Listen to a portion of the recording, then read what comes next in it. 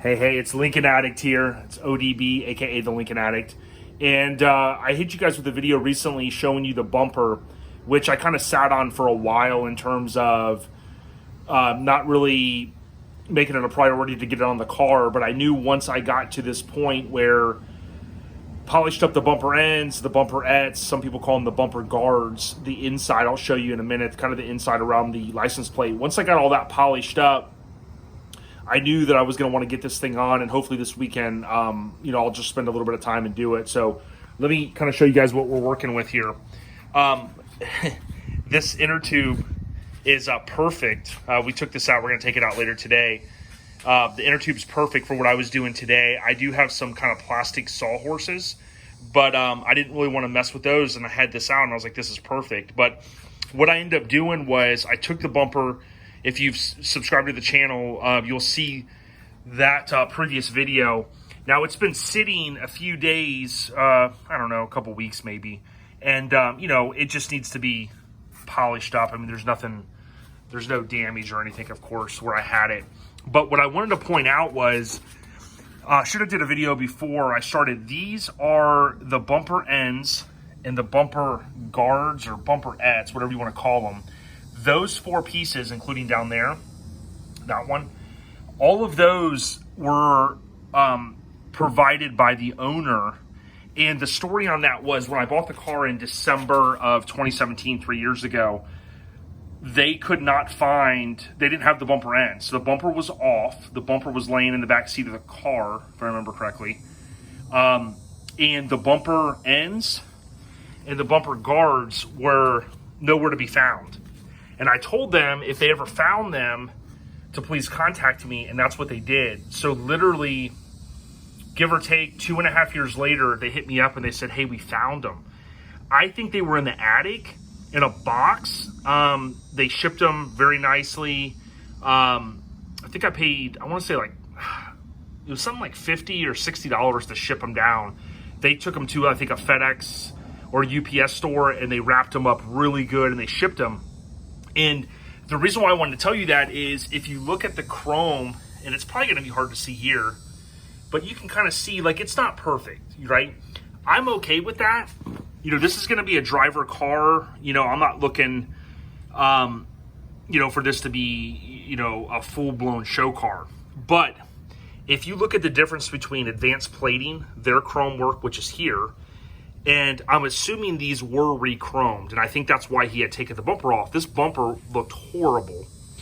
But these bumper ends, as you know, they'll tend to rot out here and stuff. Well, these things were super nice. So my assumption is that these were re-chromed at some point. So what happened was I called advanced plating, and I said, look, because I was waiting forever anyways because of their fire.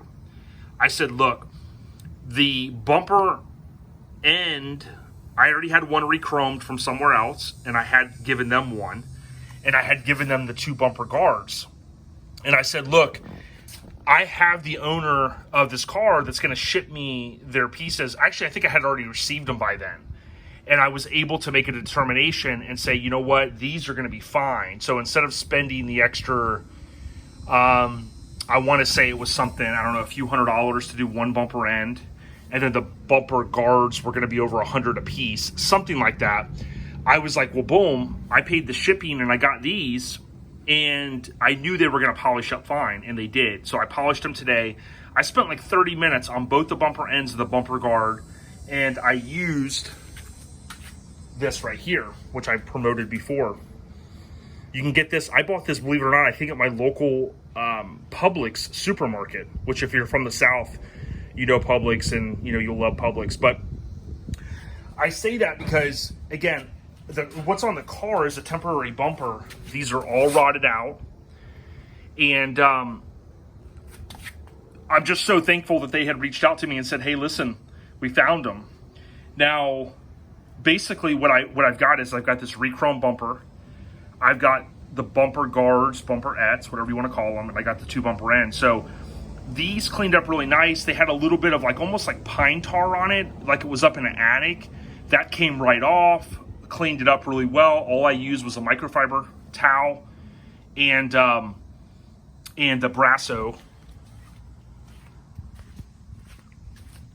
Now, I'm probably going to go to the hardware store. I haven't bolted these on yet, but you can see where I painted the back.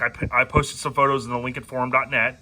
I cleaned it up, painted the backs of these, and what I'll show you here, let me get these out of the way. I loosely tightened. I had 5 of the 6 bolts. There's 3 on each side to take these off. I actually have 6 bolts, but I'm missing a washer. So what I'm going to do is when I take the temporary bumper that came off of Parts Car, when I take that off the car, I'll use one of the bolts and washers from it, and then I'm either going to go up and get 2 new maybe stainless washers and nuts for both of these, or I'll use what's on the car. But I did want to show you this back here. Now this bumper, for anybody that's a Lincoln owner, that's kind of just loose right there. So for anybody that's a Lincoln owner, you know these bumpers are heavy, heavy, heavy. But that's how the back came out. And I just took a good high quality spray paint, and I'll probably come back in here and touch up a little bit of this. A lot of this I wasn't too worried about up in here, but you know, this stuff will tend to rust back here. And it's got a little bit of splatter from where I had it, where it kind of rained one day. This was all dry by then, but a little bit of the dirt kind of, you know, hopped up on it there.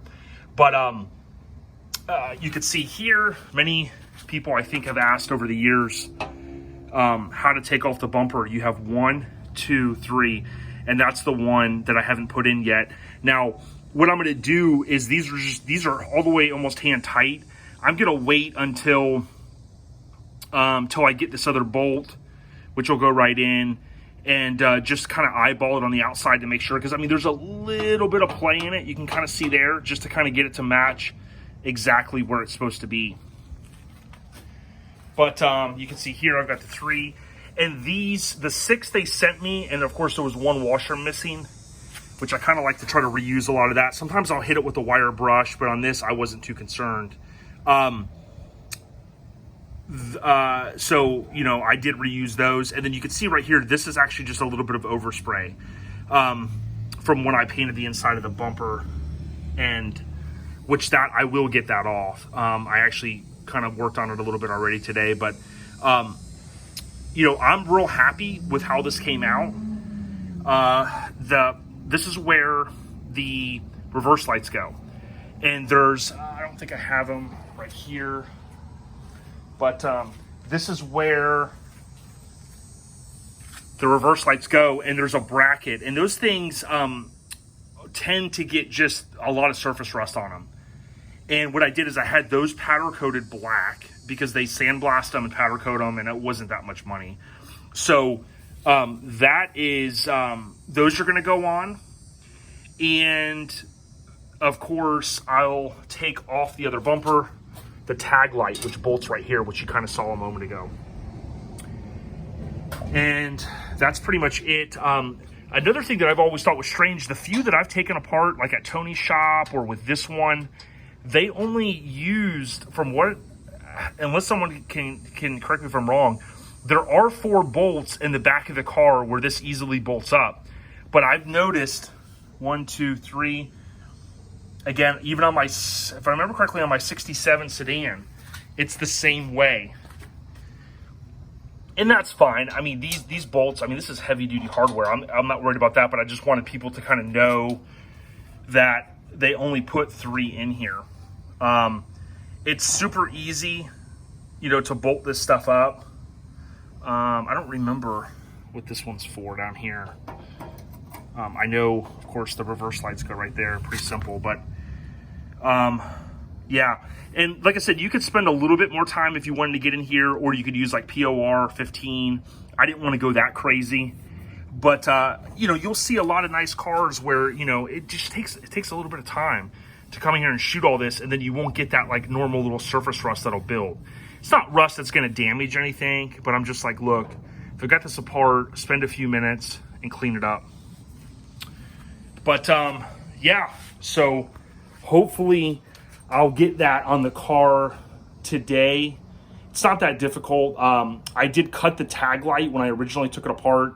Sometimes you can take a small screwdriver and kind of push the tag light through and things like that, but I ended up cutting that, so I'll do a nice little splice there, either solder it, or it's not, you know, high power or anything, so might just use a real nice small butt connector and shrink wrap it. And then of course you got to kind of finagle. I try to remember how I did it. I think there's bullet plugs maybe for the reverse lights, and then for those to go on, then there's those couple bolts that hold that. But I'll try to do a video whenever I put those on. That way, once I put the bumper up there, I'll have someone kind of hold the one end and at least get a couple bolts started on each side. And then you'll get a chance to see how it looks, and I'll kind of go up underneath the car at that point and show you how everything looks. But it's pretty simple overall. It's just heavy, and I'm just looking forward to having all this stuff done. Thanks for all the support, y'all. Check out the podcast if you haven't already. Lincoln Addict Podcast. If you got an iPhone, just go to the pre-installed podcast app. ODB, aka the Lincoln Addict. Take care. Have a great weekend. Peace.